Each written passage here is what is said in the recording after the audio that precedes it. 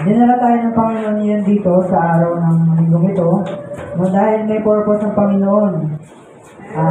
Di man natin alam kung ano yung plano ng Lord sa mga buhay natin, pero batid ng Panginoon ang plano niya para sa atin. Kasi sabi nga sa Jeremiah 29:11, "For I have a plan not to harm you, but to prosper, to protect, not to give you a better future," sabi ng Panginoon.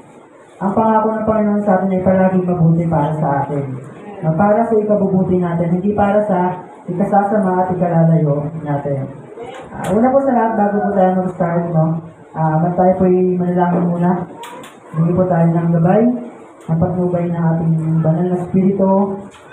Sa mga oras na ito, Panginoon, maraming salamat, Lord, sa umaga na ito, Panginoon, na binigyan mo sa amin, Lord. At tunay nga, Father God, na ikaw po ang siyang Diyos at dakila sa lahat, Lord.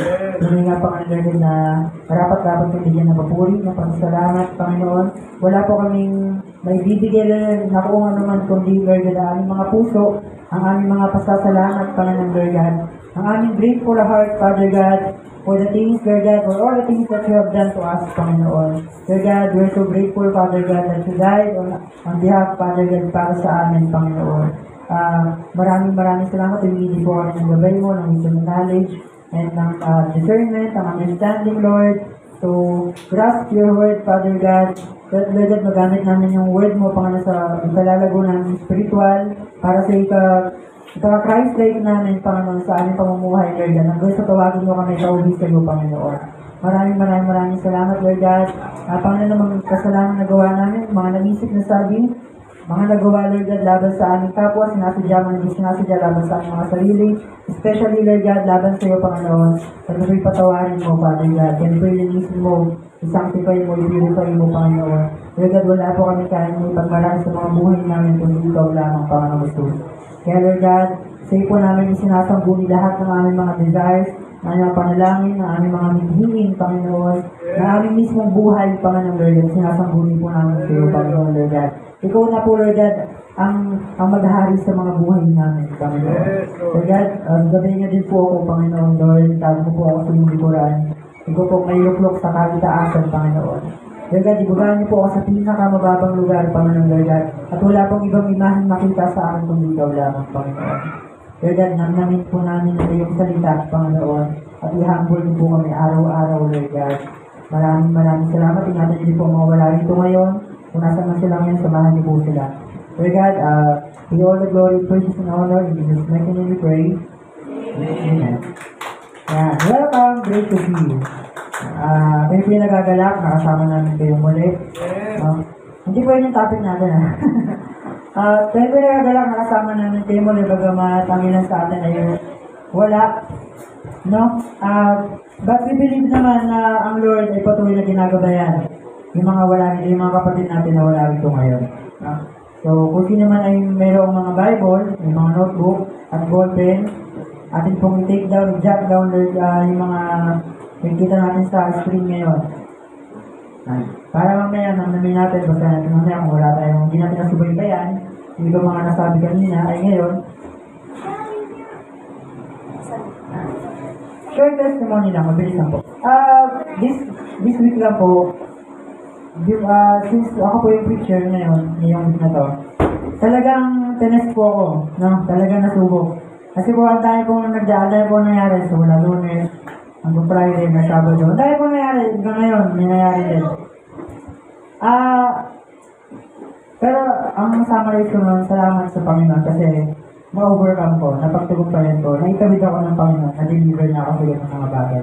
Talagang, kapag tinatawag ka ng Panginoon, ang gagawin ng kaaway sa'yo, hatakin ka niya pabalik eh. Inahata ka ng kaaway pabalik para hindi mo magawa yung pinapagawa sa'yo ng Panginoon.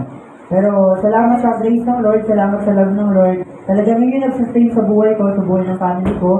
This, yung Friday lang, before po yung prayer meeting, nag-pray po ako sa bahay na wala yung mga tao eh. Nag-pray ako kahit mainit sa loob ng bahay. Lumuda ako doon, lumuda ako ng upuan, dito. Tapos naglapag ako ng basahan. Doon ako umupo. Inisip ko yung lugar na yung banal. Parang di ba kay Moses? Tanggalin mo yung sandalias mo, banal ang kinatatayuan mo. Kasi po ako, humarap ako sa Lord, talagang banal ng Panginoon. Dapat lagi natin tingnan si Lord banal. Yun ang pray po ako na nagawa ko ng basahan. Ito yung upuan, ito yung Bible, ito yung notebook. Ito yung prayer book, nandito yung prayer book ko. Lahat ng mga listahan ng panalangin ko naroon. Ito yung basahan yan. Umupo ako dyan, worship muna, tapos ako nag-pray. Sabi ko sa Lord, di ko na po isa-isa yung mga prayers ko kasi nakalagay na dito sa notebook. Batid mo na, Panginoon, ko ano yung mga panalangin ko. Then, yun nga po, pinag-pray ko po yung bawat sulok ng bahay namin, simula labas, pati sa mga kapitbahay namin, pinag-pray ko po yun. Although hindi ako naglakad-lakad, kasi sobrang init ko talaga ng mga hapon. O yun eh, nag-stay na ako din sa basahan niya. Pinag-pray ko po yan, bawat sulok. Kasi, ano ko po ng prayer, gumagana. Kasi makapangyarihan ng Panginoon. Hindi dahil makapangyarihan ng prayer, kundi dahil makapangyarihan kung saan ka nananalangin. Yan. Kaya po, yun na po, first time ko po mag-start na. Kasi ang lagi kong ginagawa po, prayer. Pipigil ka ako, ganyan, nakasanayan ko na. Pero din ng Friday talaga, ibang-iba po yung presence ng panalangin ko. Ibang-iba po yung presence ng Lord ng time na yun. Talaga pong, para sabi ng tatay, kaharap mo si Lord, God, ikaw to, ako to. Parang magkatabi lang tayo. Kaya, kanya po, salamat sa Lord na pagtagumpayan yung mga napagdaan, mga pagsubok, mga temptation, sa pagtagumpayan. Salamat sa Lord. So, yun na po, balik na po tayo sa ating, sorry, share ka na lang yun. Sa nila. Yan, ano pa nakikita niyo sa screen? Why should unbelievers be afraid of death? Diyan muna tayo. Last time po, tinapit natin nung tumayo rin po ako nung third Sunday, April 3rd Sunday, tumayo ako sa isang Lord. Ang topic po natin nun ay, hindi dapat matakot ang mga Kristiyano sa kamatayan. Kasi ang kamatayan para sa mga Kristiyano ay departure. Kumbaga parang from one place to another tayo. Hindi na, wala nang kamatayan, sabi ng Biblia, wala nang kamatayan na haharapin ng mga Kristiyano. Although physically tayo mawawala, magde-depart tayo sa physical natin katawan, pero sabi ng Biblia, hindi dapat tawagin na kamatayan kasi wala nang kamatayan sa Panginoon. Dapat tawagin natin departure. Dapat kumbaga para lang tayong mag-a-abroad. Sige, Pilipinas, dito muna ako, punta muna akong Canada. Para ganun lang. But from one place to another. Hindi dapat kinatatakutan ng Kristiyano ng kamatayan. Pero ang topic po natin ngayon, bakit kailangan matakot ng mga unbelievers sa kamatayan?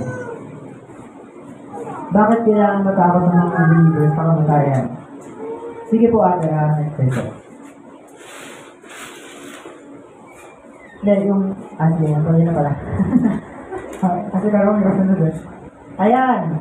Bago yun, what do we mean when we say unbelievers? Ano din unbelievers? Sa Tagalog, mga hindi naniniwala. Mga hindi nananampalataya. Tama? Sabi sa number 1, unbelievers are not doers of God's word. Dapat po lalagay ko ng mga verses yan. Hindi ko na po nalagay kasi nga po napakarami kung gano'n. Pero may mga verses po yan na nakalimutan dapat dyan. So yun na po, unbelievers are not doers of God's word. Hindi ginagawa ng mga unbelievers o hindi nila sinasakumuhay ang salita ng Diyos. Sabi sa James 1:22, tama po ako, James 1:22, sabi roon, sino po yung mga Biblia? James 1:22, Santiago 1:22. Sabi roon, yan natin, sa PowerPoint. Yan. Kasi kung may Bible po, dito po tayo magkakaalaman kung may Bible po kayo. James 1:22. Tingnan ko po natin kung tama yan, James 1:22. James 1:22. Yan, basahin niyo po. Tama po ba? James 1:22, tama. Okay, dahil na natin.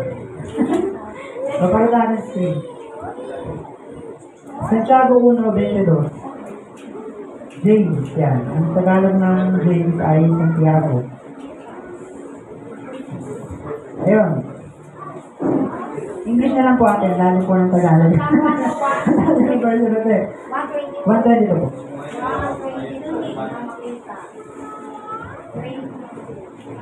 Kahit NIV lang, kahit NIV. Mamuhay kayo. Mamuhay kayo, ayaw. Dapat maging tagatupad kayo ng salita at huwag tagapakinig lamang na inyong dinadaya ang inyong sarili. Ang mga unbelievers po, common marks ng mga unbelievers ay hindi nila ginagawa ang salita ng Panginoon. Kumbaga, para lang sila sa YouTube, para lang sila ang mga subscribers, pero hindi sila followers. Subscribe na pala kayo. Hindi sila mga followers ni Jesus. Subscribers ka mga unbelievers. Sige po, doon pa tayo sa PowerPoint natin. Yan. Number 2, they do not show any fruits of salvation and fruits of the Holy Spirit. Sabi sa Galatians 5:22-23, sabi roon, for the fruits of the Holy Spirit are love, joy, peace, patience, kindness, goodness, faithfulness, gentleness, and self-control. 9 fruits yun. Meron din evidence ang salvation, yung pinapakita. Sabi sa 2 Corinthians 5:17, therefore, if anyone is in Christ, he is a new creation. The old has gone, the new has come. Sabi sa Ephesians, ang evidence ng salvation ng mga Kristyano ay good works. Isa po yun, good works. No? Good works. Sabi ng Biblia, put on the new self. Put off the old self. Tanggalin mo na ang dati mong pagkatao. Ngayon isuot mo yung bago mong pagkatao na nag-receive mo sa Panginoon Jesus. So, paano paraan? So, paano para natin may ilalagay yung bagong pagkatao ngayon? Evidence yan ng mga believers. Wala silang bunga ng banal na Espiritu at wala silang bunga ng kaligtasan. Number 3, they are un-Christ-like in their living. Sa totoo lang po, maraming unbelievers sa simbahan. Mas maraming unbelievers sa simbahan na feeling mo Kristiyano, pero unbelievers. Mga unbelievers. Un-Christ-like. Un-Christ-like. In attitude, conduct, behavior, actions, speech, un-Christ-like sila, ang mga unbelievers. No? Number 4, they love their sins. Mahal na yung mga kasalanan nila. Sabi sa John, context ng 3, chapter 3, sabi roon, ayaw nila ng liwanag. Kasi na-expose sila. Na-expose yung mga kahalayan nila. Na-expose yung mga immoralidad nila. Na-expose yung mga pagsisinungaling nila. Na-expose yung mga pang-aapi nila sa kapwa nila. Na-expose yung maraming na-expose. Napakarami. Umantay nga po, nag-try ako. Nagbabasa po ko ng Bible din nun. Kumuha po ko ng flashlight. Pinapat ko po yun dun sa may bintana sa mga sa jealousy. Jealousy, sa jealousy din, ang dami pong alikabok nung bilang binuksan yung ilaw. Pero pag pinatay mo, parang wala ang alikabok. Pero pag binuksan mo, ang daming alikabok. Ganun totoo pala talaga yun. Ayaw ng kaaway ang liwanag. Kasi even the refined sins na meron sila, na-expose, nakikita. Kaya ayaw nila yun. Number 5, they are not really spiritually changed. Their hearts are circumcised. Nung Friday po, nag-usap po kami nila pastor, nila tatay nila kay Brian nila, nilagi ako about po dito sa uncircumcised hearts. No? Mga takang tao ko sa Tagalog. Medyo ano sa Tagalog. Mga hindi tuli. Mga hindi tuli. Yung mga puso. Hindi na bago. Sabi sa Ezekiel 26:36, sabi roon, I will put a new heart. Tatanggalin ko yung heart of flesh. Yung ilalagay ko yung tatanggalin ko heart of stone. Ilalagay ko yung heart of flesh. Sinabago ng Lord ng isang tao, the moment na sila ay totoo lumapit sa Panginoon at nagsisig at tinanggap yung salvation by faith. Kaya po ang mga common marks ng unbelievers, sila lang po ay napakarami po ng mga marka ng mga unbelievers. Next slide po. So in short, sabay-sabay po tayo. They are not Christians at all. And they are not spiritually saved. Hindi sila ligtas. Hindi sila Kristiyano. Maraming Kristiyano. Kapag tinanong mo nga yung mga tao, pag tinanong mo sa ano religion mo, Christian po ako. Christian po ako. Ang Sabado po, kaya nakatulog din ako, nag-evangelize po kami ng mga bandang alas 9 ng umaga. Kaya napakalimit. Kapag tayo mga 11, mga gano'n. Nag-evangelize po kami noon. May mga na-encounter po kami Christian. Sinong po namin sila, taga sa Facebook, taga left side. Hindi ba sa kanila Christian? Kapag tinanong mo sila, Christian ka ba? Sabihin nila ako, Christian ako. Christian ako. God is the great judge. Ang Diyos lang ang tamang hukom, ang dapat na mahusga. Pero alam natin ang ebidensya na pagiging isang Kristiyano. Hindi sila tumitigil na maging Kristiyano lang. Nag-witness din sila. May pinapakita din sila na mabubuting gawa. So, hindi po sila Kristiyano ng mga unbelievers. At sa pagiging po yung katabi nyo, baka mamaya, tulog. Tulog na. Ano yung sa'yo po?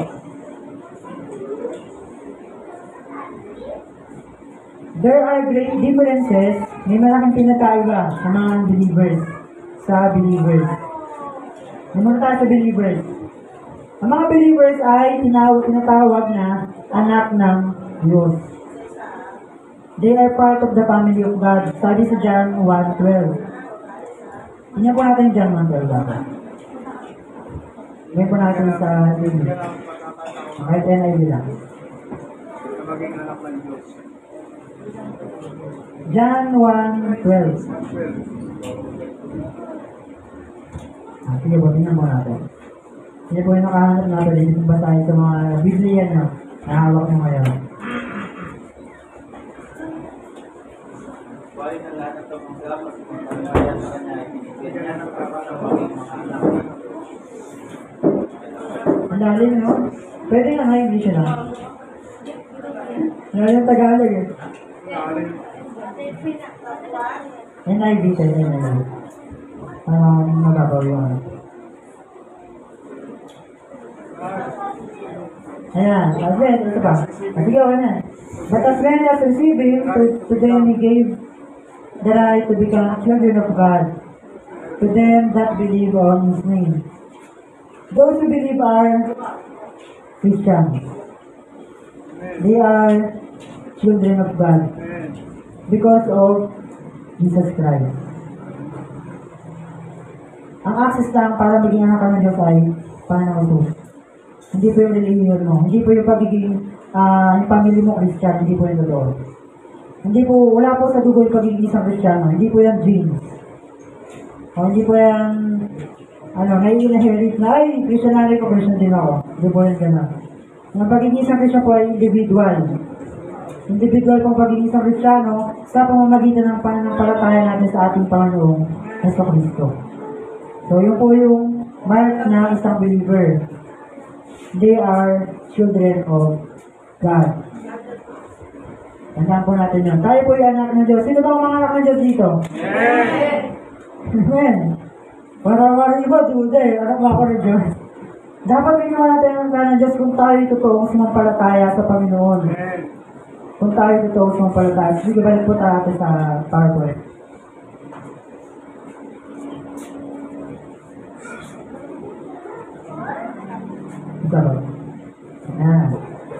Sa unbelievers naman, dito pa tayo sa believers muna, sorry. Pangalawa, they bear fruits of the Spirit and the evidence of salvation is seen. Yan nga po, binanggit natin kanina. Ang mga Kristiyano ay mayroong bunga. Love, joy, peace, patience, kindness. Kung tatawag po yun, in short, nasa sanctification sila. Mayroong proseso na nangyari. Mayroong mga evidence na pinapakita. Kung dati sila ay mga palasagot sa magulang ngayon, tahimik na lang sila. Tapos, opo na lang. Opo ma. Pero although hindi yun instant, talagang proseso eh, yung pagbabago ng isang tao. Napakahirap pong baguhin kapag tayo lang.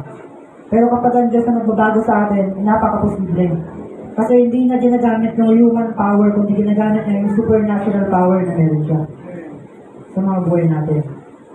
sinecircumcise na yung buhay natin mismo, yung mga spiritual natin. No? Pangatlo, they are doers of God's words. Doers of God's words. Pangapat, they undergo sanctification na po yun. Pangalima, they will be judged on the basis of rewards. Ito po yung magiging situation ng mga Kristiyano one day. Hindi po sila uhusgan in salvation state. Ligtas na po sila hanggang eternal. Pero ang mangyayari po, i-judge po siya based upon the rewards that the Lord will give upon them. Meron pong reward ang crown of glory, crown of honor, marami po yun. Crown of salvation, napakarami po. Crown of righteousness, at yung corona na yun, ilalagay nila sa paanan ng Panginoon. Kung babasahin po yung sa Revelation. Dadalhin nila sa paanan ng Lamb. The Rock of Ages. Since when they die, they will go to paradise. Hindi pa po muna heaven. Sa paradise po muna. Yung sinabi po kay Abraham, ng Abraham's bosom, yung po tiyatawag na paradise. Doon po yung comfort ng mga believers. Kaya nga sabi sa Revelation, wala nang mga pagluha, wala nang sakit, papawiin na yung mga karamdaman, wala nang kasalanan. Wala na, lahat bago. Lahat bago na. Wala pa pong mga tao sa langit. Wala pa pong mga tao din ngayon. Pero yung mga believers na namatay ngayon, nasa paradise po sila ngayon. Sino-comfort sila. Gusto niyo ba ma-comfort?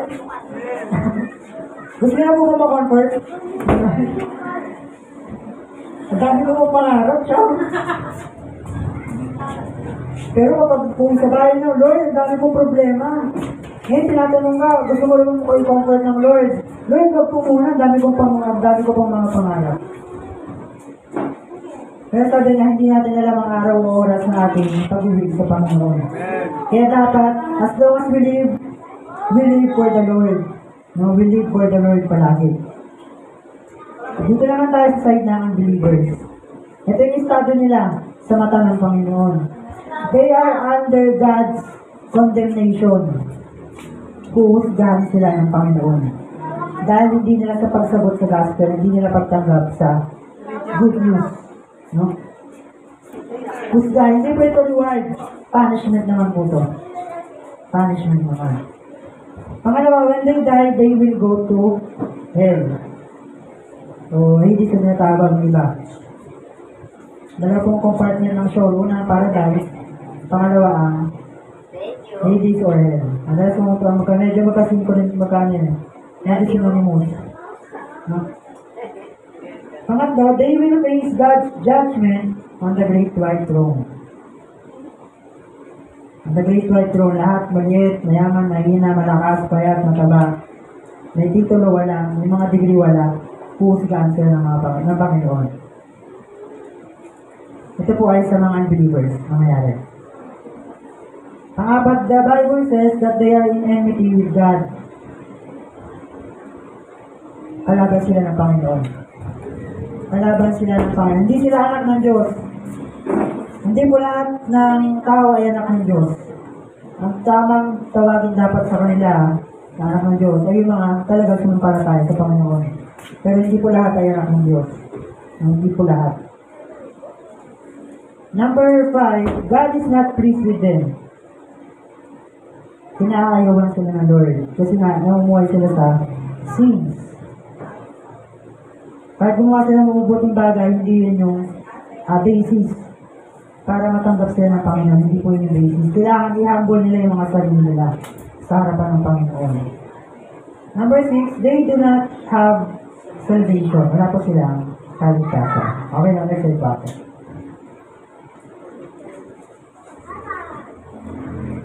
Ito po yung main context natin. Romans 6:23, for the wages of sin is death, but the free gift of God is eternal life in Christ Jesus our Lord. Ano po yung una nabasa niyo dyan? For the wages of sin is death. Sapagkat ang kabayaran ng kasalanan ay kamatayan sa saan? Saan? Spiritual to. Impyerno. Spiritual. Pero mayroong biyaya ang Panginoon. Hindi ko po ata ng sale ko. So why should unbelievers be afraid of death? Let's say brother. Meron pong tatlong points na binigay ng Lord. So ito po ang dapat. Bakit kailangan katakutan ng mga unbelievers? O yung mga hindi Kristiyano, o yung mga hindi talaga tagagawa ng salita ng Panginoon, mga hindi sumusunod sa Panginoon. Una, because they do not know what tomorrow brings. Hindi nila alam ang araw ng bukas. Sabi sa Santiago 4:13-14, sabi roon, makinig kayo sa akin, kayong nagsasabi,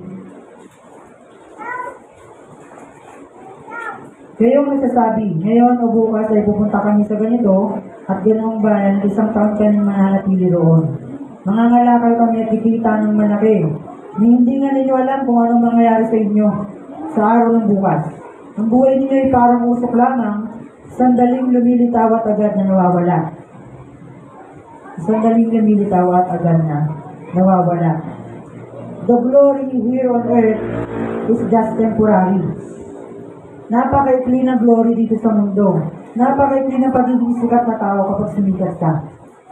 Next time, limot ka na. Ang greatest na tanong sa ating mga Kristiyano, sa atin, ano yung maiiwan ng legacy? Ano yung maiiwan nating legacy bilang isang mga Kristiyano? At ano naman yung maiiwang legacy ng mga unbelievers? No? Anong maiiwan nating legacy? Nabasa ko quote na po ng Christian din siya, sabi doon, gusto ko kapag namatay ako, ang nakalagay sa aking tawag doon sa kabaong niya. Lapida, thank you po. Ang nakalagay niya sa lapida niya, hindi ako makita kundi si Kristo sa akin. Yun yung gusto ng maiiwang legacy. Hindi siya yung makita. Hindi dahil sa magaling siya, kundi dahil sa magaling yung Kristo na nabubuhay pa siya. Dapat ganoon tayo, mga Kristiyano. Hindi sa atin na, ay, si Chow Chow na yan. Ako, napakakulit yan. Hindi dapat ganoon. Hindi dapat ganoon. Dapat ang maiwan natin legacy ay, nako, salamat sa buhay ni Chow. Makapangyarihan ng Diyos sa buhay. Salamat sa buhay nito, ni ganito. Makapangyarihan ng Diyos niya. Talagang nabago ako dahil sa buhay niya. Tayo ba yung nag-impact sa environment natin? O tayo yung nag-i-impact sa mga maling influensya? Sa kapitbahay natin, sa mga kamag-aral natin, sa trabaho natin. Tayo pa mismo yung, imbis na tayo yung tagalig sa kanila sa Lord, tayo pa yung tagalig sa kanila sa mga masamang gawain. Diba? Tayo pa yung magbibigay ng mga ikakastumble nila. Ikalalayo nila sa Lord. Dapat hindi ganon. Dapat ang gawin natin, i-lead natin sila sa Panginoon. But, going back, unbelievers, they do not know what tomorrow brings. Hindi nila alam ang araw na bukas. Basahin po natin yung Luke 12, verses 15.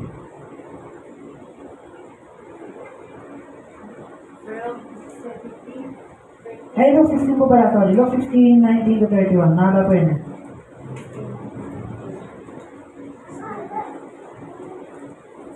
Ito po ay tungkol kay rich man and Lazarus. Kung alam niyo na po yun ang kwento noon, no? Nanamin po natin ulit. Mga lang naman, mga lang. Lucas 16, 19 hanggang 31.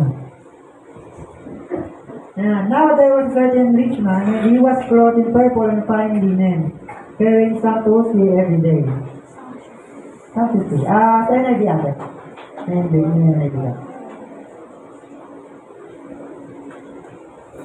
Ayan. Sige, ate na. Anyone who divorces his wife and marries another woman commits adultery, and the man who marries ayan ba yun? 18.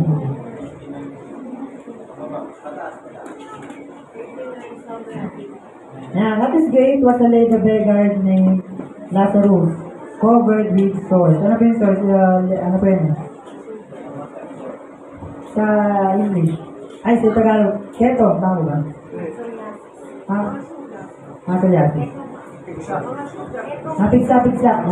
Pigsa-pigsa. Yung nangyari po kay Job.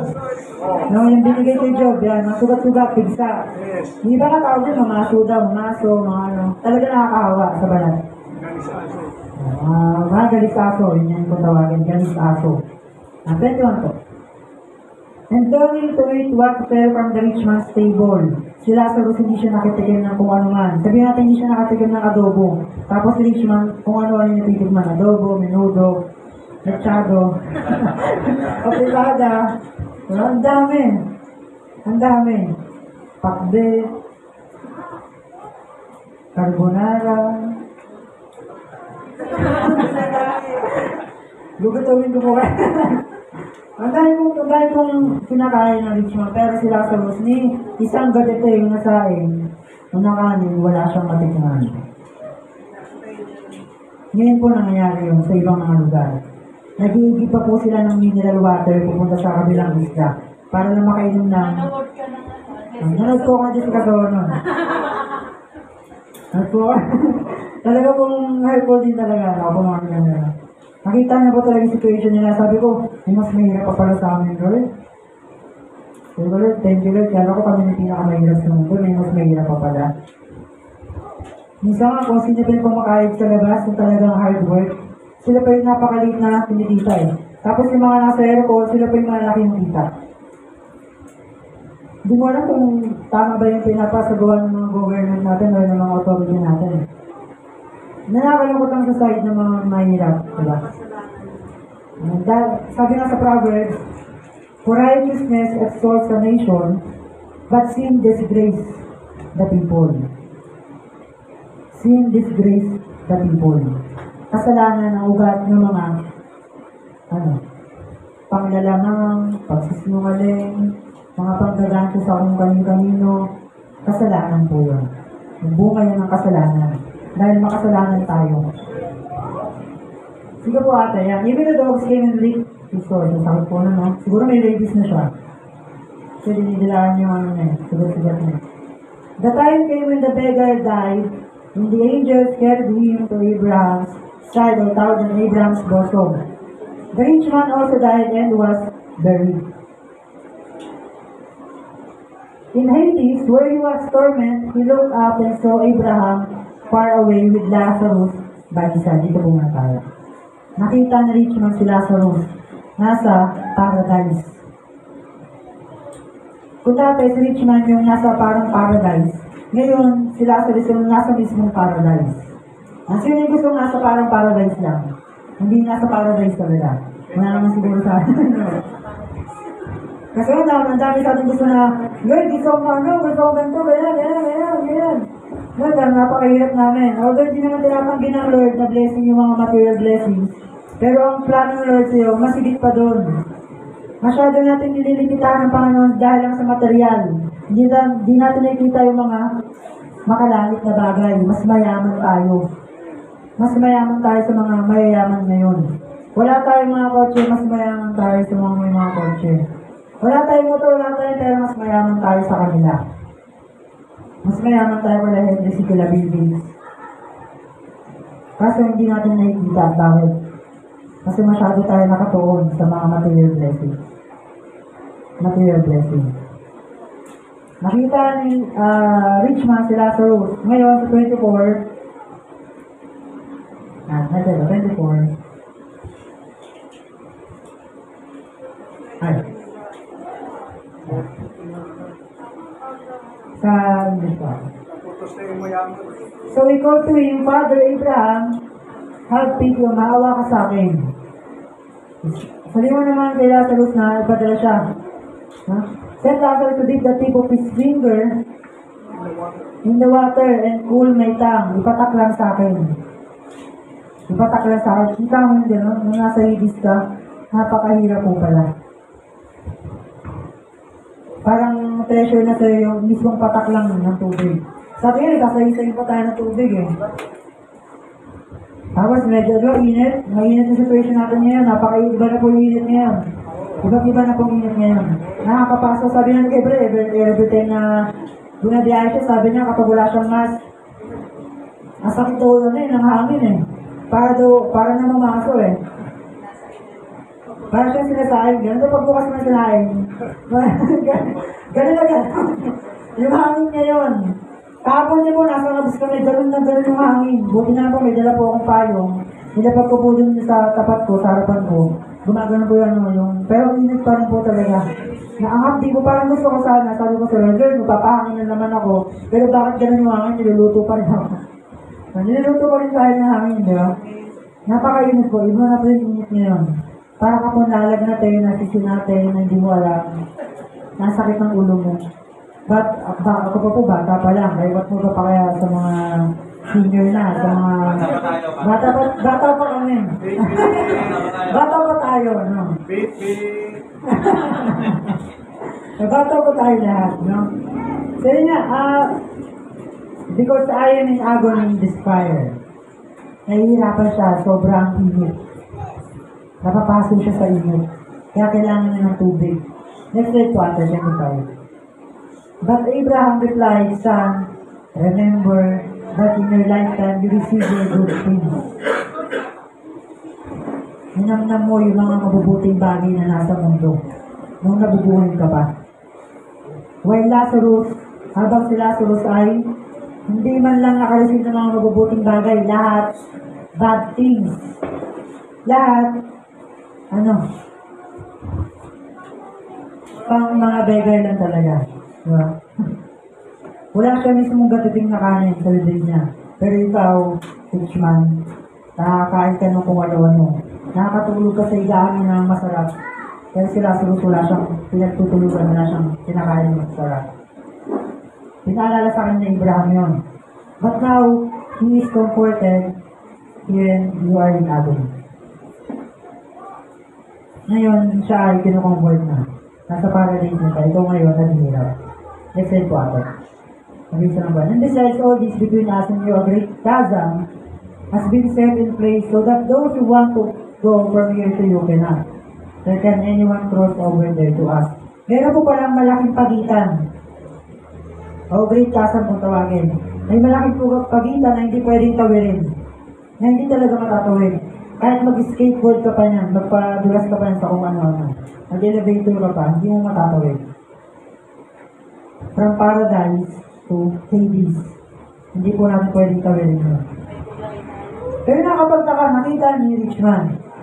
Kaya mo palang buwan, no? Kitang-kitang buwan, pero napakalayo sa'yo. Ay, yun naman, ha? Nakatawa ang Panginoon, di ba? Kasi meron tayong comfort sa Lord. Meron tayong comfort na mangyayari balang araw sa atin. Yan, sir, then I beg you, Father, send Lazarus to my family. Padala mo si Lazarus, Abraham. Amang Abraham, padala mo siya sa pamilya ko. Ngayon, sinabi ito na sa next slide, para malaman nila yung ano yung hirap na meron ako ngayon. Sabi ni Richman, for I have 5 brothers. Let him warn them so that they will not also come to this place of torment. Ayoko nang mangyari sa kanila yung nararanasan ko ngayon. Next water. Abraham replied, they have Moses and the prophets. To them, listen to them. Let them listen to them. Hayaan mo sila yung makinig sa mga propeta. Hayaan mo sila yung makinig sa mga messengers ng Panginoon. Nakakalungkot ko ngayon, yung mga tao ngayon, kung ano yung napakalaking kailangan nila, yun pa yung tinatanggihan nila. Ako napapasalamat po ako sa Lord kasi hindi po nasayang yung paghihirap ng mga leaders na ginamit ng Panginoon sa buhay ko. Dinala lang po ako ng mga kasimbahan ng TVBS dito sa Lakeside. Yung wala nang Jalisbay na, TVBS po nun. Dinala po ako naman, lakad pa kami niyan, umaga, alas 7 po yata yun. Kasi maaga po talaga sila tatay. Nasa sila kayo ba yung sila dami, napakaaga ng pasita, ng kabuyaw, dito pa sa Lakeside. Tapos ako, wala po, hindi ko po alam kung ano yung event, sabi ko kayo mga event. Sama lang ako kasi alam ko may pagkain doon. Alam ko may pagkain doon eh. Alam mo pagkain talaga yung kuha eh. Ginamit ng Lord eh. Ngayon nakita ko po, dun parang may gano'n po ako sabi ko, daming bata, ang daming pagkain, sumasayaw kami, may star pa ako sa kamay ko. Kahit napakakulit ko, meron akong star. Minsan po, na-obliga lang yung maglagay yung mga teachers ng star sa akin eh. Kasi nagsasobrang kulit. Doon po ako nadala ng Lord. Salamat po sa Lord, hindi po na sa akin ng kila nakalati ate, nakalati Brenda, nakalati ko Jay, kay Brian. Nakalati sa akin na tatay, hindi po na sayang yung mga advices, yung mga pawis dugo. Ewan ko po, pag ako yung anak niya, parang dalawa anak mo. Pero salamat po sa Lord, talagang binago niya po yung buhay ko. Nakakilala po ako sa kanya, nakakapala ako. No, Father, sabi, the rich man. No, Father Abraham, he said, but if someone from the dead goes to them, they will repent. Next slide po, Ate. Thank you naman po yan. He said to him, if they do not listen to Moses and the prophets, they will not be convinced if someone has rises from the dead. Paano pa kaya yung mga nabuhay, napatay, mas hindi sila naniniwala doon? Ito mga messenger na pinadala ng Diyos na gumagawa ng mga himala na talaga napapagaling ng mga may sakit, hindi na nga sila naniniwala sa ganun. What more pa kayong bumangon yung mga patay sa kanilang mga libingan? Yung mga tao po ngayon, to see is to believe. Ba't wala na pong believe sa dulo? To see na lang. To see. Yun na lang, wala nang believe sa dulo. Hindi na sila naniniwala kahit talaga alam nilang himala yung nangyari. Alam nilang himalang pinagaling sila ng Lord.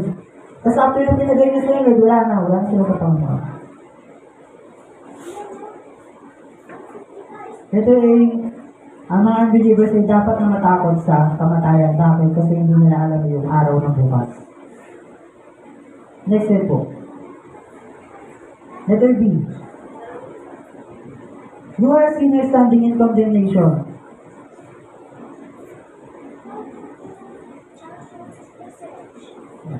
Sa John 3:18, sabi dito, hindi hinahatulang maparusahan ng mga sumasampalataya sa anak. Ngunit pinatulan na ang hindi sumasampalataya sapagkat hindi siya sumampalataya sa kaisa-isang anak ng Diyos. Sabi sa John 3:36, ang sumasampalataya sa anak ay may buhay na walang hanggan. Ngunit ang hindi sumusunod sa anak ay hindi magkakaroon ng buhay. Sa halip, mananatili sa kanya ang puot ng Diyos. Nandoon pa rin yung galit ng Panginoon sa mga taong hindi sumampalataya kay Jesucristo. Hindi po ito pananakot. Panggising lang po ito sa atin ng Panginoon. Kung ang mga doktor hindi sila natatakot na sabihin sa mga pasyente nila na may sakit, yung pasyente nila, what more pa kaya tayo na alam natin may sakit lahat ng tao, kasalanan. Minsan ang kakulangan, hindi dahil sa kulang tayo mag-advise, kundi dahil sa kulang ng laborers sa field natin.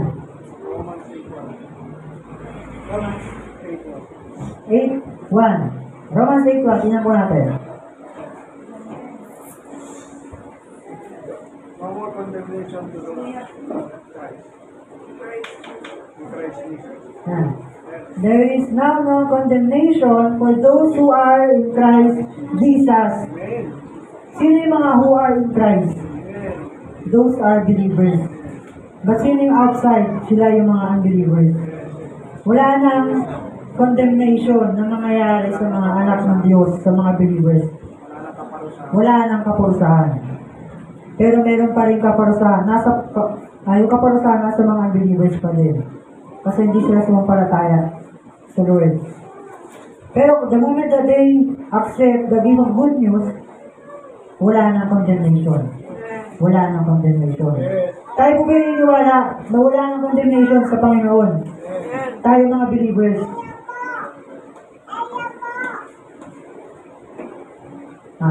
You are sinners standing in condemnation. Sabi sa Genesis 3, nag-umpisa ang kasalanan dahil sa ating mga ninuno, si Abraham at si Eva. At yung kasalanan ay nagugat sa kamatayan. Romans 6:23, for the wages of sin is death. Romans 3:23, for all have sinned and fall short of God's glory. Walang nakapantay sa pamantayan ng Diyos. Lahat tayo nag-fail na sundin ang Ten Commandments, ang lahat ng utos ng Panginoon. Sabi ng Lord, naging karapat-dapat lamang isang tao sa paningin ko kung masusunod na yung pinag-uutos ko. Pero wala po nakasunod doon. So Jesus po ang nag-fulfill nun.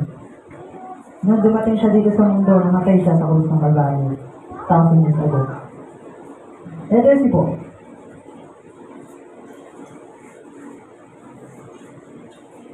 When unbelievers die, they will go to hell or Hades. Wala pa po sa lake of fire. Next time pa po yun. Hintay-hintay lang po muna. Pending pa. Pero kapag namatay na yung mga unbelievers, yung mga hindi sumasampalataya kay Kristo, rekta silang impyerno. Hindi po yun KJ. Sabi ng iba, naku, sweet tactic ka na naman, nananawat ka na naman. Whenever na kami po yung nag-evangelize, hindi po namin talaga binabalawala yung word na impyerno. Kasi yun po yung consequence eh. Kung sa mga husgado, hindi na sinasabi sa mga prisoners, na sabihin nila, mga kriminal, meron kulungan kapag magkasala ka, nilabag mo yung batas ng tao. Sa atin, pag nilabag mo yung batas ng Diyos, merong kamatayan. Spiritual na separasyon sa Panginoon. Tumatayan spiritual. Eternal po yan. Sabi sa Lucas 12:4-5, sinasabi ko sa inyo mga kaibigan, huwag kayong matakot sa mga tao tumapatay ng katawan at wala na kayang gawin maliban dito. Sasabihin ko sa inyo kung sino ang dapat ninyong katakutan. Katakutan niyo siya na pagkatapos tumatay ay may kapangyarihan din pagtapon sa impyerno. Sinasabi ko sa inyo, ang Diyos ang dapat ninyong katakutan.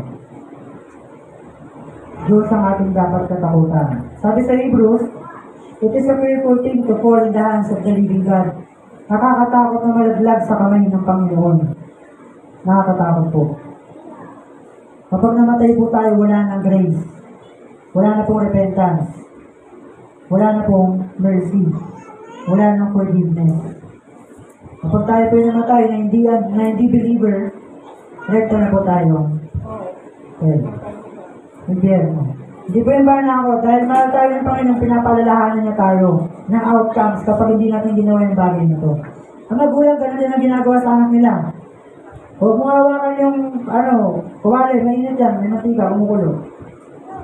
Kumukulo yung kaldero. Kumukulo yung kaldero. Hindi, matika po yung kumukulo. Sa kaldero. Parang sa balita ko, may nagkabanggaan po, yung bus, pati yung tao. Ay, yung tao lang po pala, pati yung tao sa bus. Ay, yung bus po pala, pati yung wala po tao. Na pinapalalahanan po tayo ng Lord sa consequence kapag hindi natin ginawa yung isang bagay na sinasabi niya sa kanyang salita. Revelation 20:15. Anyone whose name was not found written in the book of life was thrown to the lake of fire. Ito po yung huling judgment ng Lord. Yung nangyayari. Lahat po yan. Kasama na po yung angels. Yung mga fallen angels, sila Satanas, and yung mga kampo niya, yung mga anti-Christ, yung beast, no? Yung mga false prophets, false teachers, false Christians. Ito po yung magiging final outcome nila. Lake of fire. Pero pag namatay sila, kagsa po muna sila ngayong hell. Maghihintay muna sila ng judgment ng Lord one day. Until everything na nakapropesiya sa Biblia ay matupad. Until when Christ comes back. Sino po ang dapat natin katakutan, mga kapatid? Ang Diyos. Hindi po yung kaya pumatay na ng katawan. Kasi ang katawan po natin, mamamatay talaga ito one day. Hindi po ito habang buhay na katawan pa rin natin. Pero bilang isang believers, babaguhin ito ng Lord. Gagawin itong glorified body. Sino pa yung gusto tumagos na lang? Bigla. Glorified body. Nakatawa, no? Minsan kapag may ganun mga katawan, talaga, sino pa tayong Paris? Hindi na drawing. Rekta lang Paris yan. Paris pala, Paris na lang pala yan. Hindi mo pala Paris, Italy. Kala ko Paris, Italy. Paris lang ba pala? Kapag glorified body ng isang Christian, nakakatuwa po. Ang nakakatuwa po sa glorified body, wala na pong sin. Wala na pong temptation. Tinanggal na po ng Lord. Pero nakakalungkot po sa mga loved ones natin, unbelievers. They are still under God's condemnation. And when they die tomorrow or maybe mamaya, huwag naman sana. Rekta sila yung kaya. Sa huwag maaari, sana sabihin natin yung gospel, yung good news sa mga kamag-anak natin, sa mga neighbors natin, sa mga mahal natin sa buhay. na sa mga kaibigan natin. Sana ipaalala natin sa kanila na merong salvation. Hanggat buhay ka pa, may salvation, may grace. Pero sana ngayon gawin mo na magsisi ka ng palataya sa Panginoon Jesus. Sige po, sa conclusion na po tayo. 2 Peter, ito na po. Pero may good news po sa mga unbelievers, no? May good news po. Hindi po inayaan ng Lord na bad news lang. Kaya nga po tinawag na good news kasi bad news sa atin eh. Meron tayong bad situation. Pero dahil yung pinadala si Jesus Christ sa krus ng Kalbaryo para mamatay on behalf of us, now, there is a good news. Sabi, sa 2 Peter 3:9, ang Panginoon ay hindi nagpapabaya sa kanyang pangako gaya ng inaakala ng ilan. Hindi pa niya tinutupad ang pangako iyon alang-alang sa inyo. Binibigyan pa niya ng pagkakataon ng lahat upang makapagsisi sa kanilang mga kasalanan sapagkat hindi niya nais na may mapahamak. Romans 5 verse 8, habang tayo'y makasalanan, namatay si Jesus sa atin, para sa atin. Sabi sa Romans 5 verse 6, habang tayo'y hindi mabuti, si Jesus ay namatay para sa atin. Hindi po na parito si Jesus para gawing good boy, yung bad boy. Kundi para buhayin yung mga nangpatay. Buhayin tayo spiritually din. Tayong mga tao. So, ang believers, ganun din. Gusto ng Panginoon, maligtas sila. Kaya nga po ngayon, talagang tagal-tagal na po, Lord, kailan ka pa dadating? Kailan ka po dadating, Lord? Pero ang plano pa ng Lord, gusto niya lahat. Gusto niya sana, gusto niya, marami, maligtas. Kaya until na pinapahaba pa ng Lord, binibigyan niya pa ng patience. Binibigyan niya pa ng oras yung mga tao makapagsisi sa kanilang mga kasalanan. Ginigising niya pa yung mga individual na nasa paligid natin. So, balikan po natin yung letter A hanggang C. Ano ba yung una?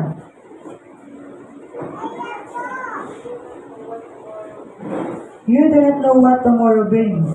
Letter B, you are a sinner standing in condemnation. Letter C, when you die, you will go to hell. But there is a good news. Christ died for you. John 3:16, for God so loved the world that He gave His only begotten Son. And if you believe, you will have eternal life.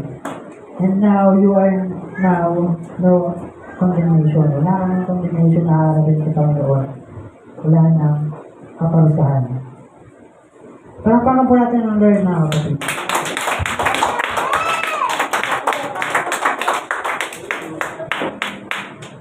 Tayo po'y manalangin. Hindi po tayo ng gabay ulit sa ating Panginoon.